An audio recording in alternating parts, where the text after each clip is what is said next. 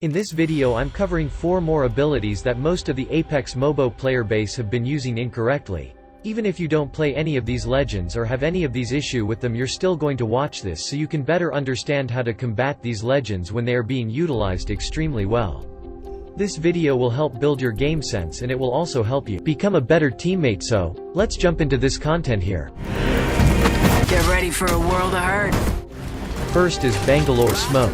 Now this is a serious issue among players who play Bangalore and also have a Bangalore for a teammate. This is a tough one to talk about because if you know, you just know, but like the most in Apex MOBO, there can be a whole lot of nuance and her smoke is no exception, so let's cover some quick do's and don'ts with this ability. Don't smoke the enemies if you have just beamed one and you want to close the gap to them that could help them heal or become evasive.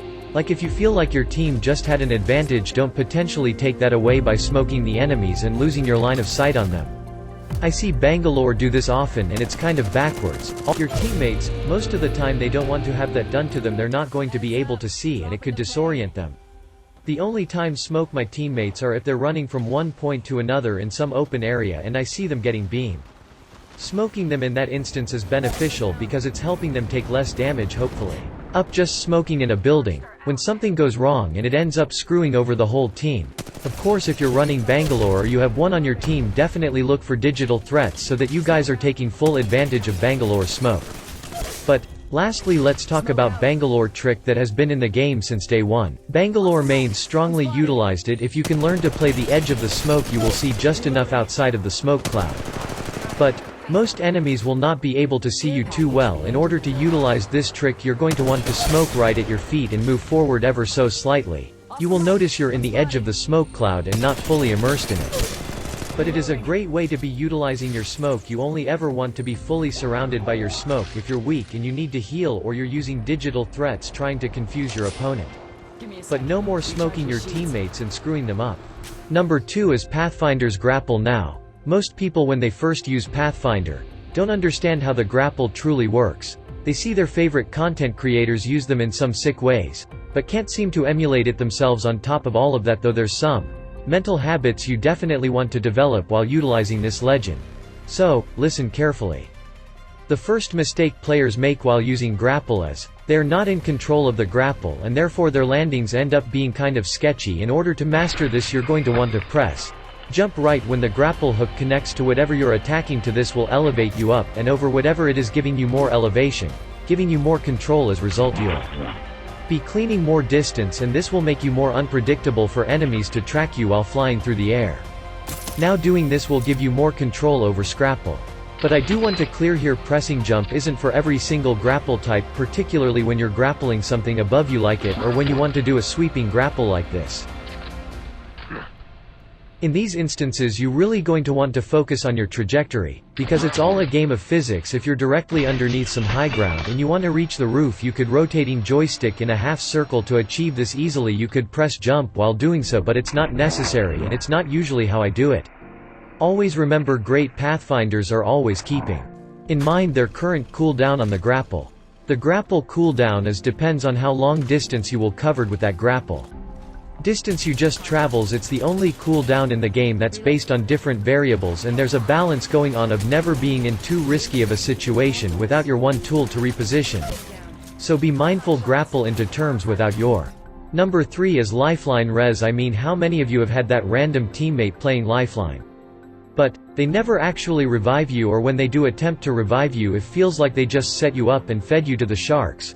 Well, hope you guys smashed the like button on this video. It will be seen by more of those random teammates and they will better understand how to master. Well, it won't be the end of the match for you, so let's get into our passive ability, which is the Combat Medic. This revive is decent in the right movements. It's certainly not as good as it once was, however it's still incorrectly used all the time, so if your teammate does go down, you should instantly to tap the revive. You should practice body blocking for the teammate so they don't get instantly thirsted while they're getting revived. This is what a lot of lifelines do. They tap the revive, run off 10 feet and the enemy re-emerges and, boom, you eliminated. So, if you're tapping revive, you should try to see it all through, otherwise waiting until the enemy clears line of sight or you cloud knock on them will be the better opportunity to then go and press the revive. There's really no protection for the person getting revived except for Lifeline and her gun. She no longer has shield, so it's up to her to handle it. However, there's a hug misconception from some players who think that Lifeline just needs to revive in every single situation. That isn't true either, because if Lifeline goes up and presses revive, her gun gets tucked away for a BF second, and if the opponent close, that could be different maker between Lifeline getting knocked shortly after. There's no point in Lifeline reviving if she gonna die trying. The Lifeline playstyle needs to focus around being there for your teammates and not being the first one to get knocked in the fight. If you have your drone, be ready to place it out as soon as your revive completed. This way your teammates can just focus on popping some shields while their health is getting healed, and boom, they're back in fight. Try to place the drone behind some cover where that person can presumably heal behind it.